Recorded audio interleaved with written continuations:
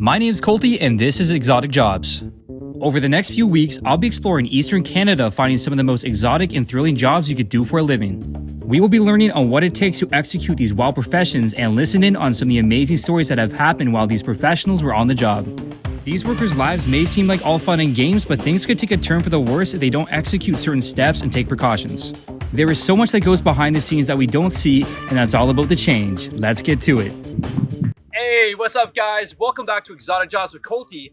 Last episode we were doing beekeeping, and this week we're going to be learning on what it takes to be a pilot of a helicopter. This is Adam.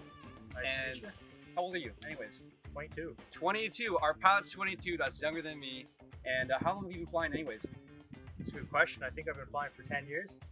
Yeah, I got my license last summer. So you're telling me you've been flying since you're like 12? Yeah, I went solo when I was 14. Have you had any like issues before when you've been up there that've been kind of like nerve-wracking or that could have gone wrong? Sometimes the wind is kind of scary. Across the Appalachian Mountains, the wind was getting real crazy, and it was really throwing us around. All right, so this is obviously a pretty crazy job. I'm kind of wondering, what made you decide to get into this anyways? Well, my father has a helicopter flight training school. Yep. And whenever he'd have to move the helicopters from 20 to 20 for maintenance, he'd take me along the day off school, and I started taking the hours down. Yeah. Eventually, I had enough hours to start doing other things, and I got my license. That's wild. That's pretty crazy. And of course, you know, this thing probably always has to be in perfect condition. What kind of things do you guys check to make sure like everything is, you know, functioning correctly, and when you go up there, nothing's gonna like fall apart or stop working on you? Well, before every flight, we do a DI, which is a daily inspection. Yeah. And I can show you. Yeah. Go. Usually we start with the inside real quick, or I start with the inside myself.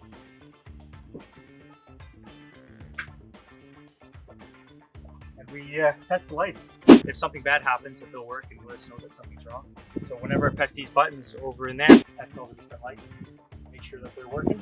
To the skid gear, often we'll check the skid gear to make sure that there's some feet on them. Yep. They'll wear down after a while, and they have to be a certain thickness. And right now they look good on the other side. I'll check this side when I get to the other side. The next thing we check is we look inside the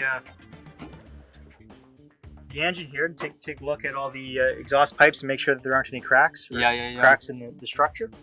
From there, we also check the fuel just to make sure it's all clean. This one is the fuel that's come out of the system or gone through the system, so we can make sure that no water is going through the engine. And this one here is just the fuel that's in the system, or that's in the tank. So what color would be like a warning to you? Mainly transparency. Yeah. If I don't see any color, if it's white, it's probably full of water. Oh, if you don't want to start, that's not good. Yeah, that can be pretty expensive if you screw it up. And we look for water, and we look for particles. And I see some stuff attached to the glass, but I don't see a lot of that stuff. In the controls here in the back, we just make sure that this is the control rod there for the tail rotor. Yep. Oh. And we just move it back and forth. We just move it back and forth to make sure that it's not rubbing up against stuff. Yeah.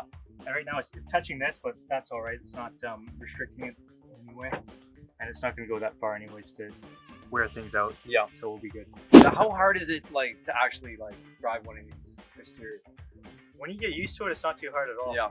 But learning to do it is pretty hard. Yeah, mainly the hovering part. The hovering, yeah. Yeah, because you gotta adjust based off the wind. Absolutely. Yeah.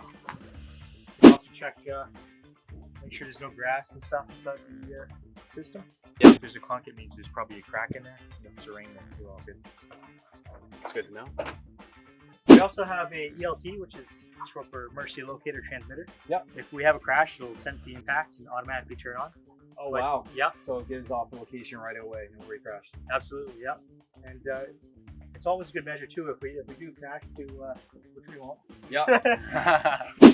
Now that we've had our safety briefing, we're going up for a 15-minute ride in the helicopter.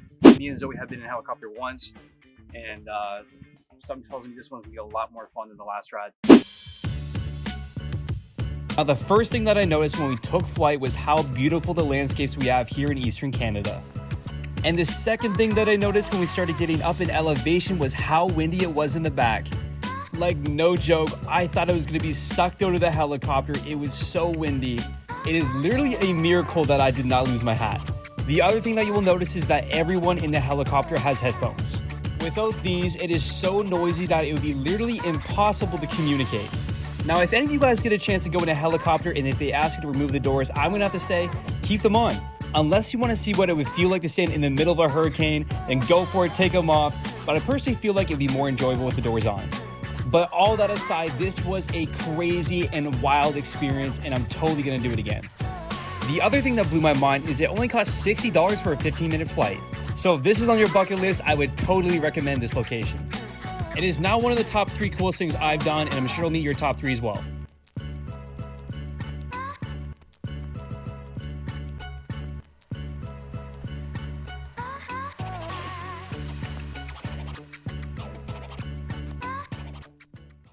I just want to say thank you so much for bringing this up. It was super cool to get some insight on what it takes to be a pilot of a helicopter.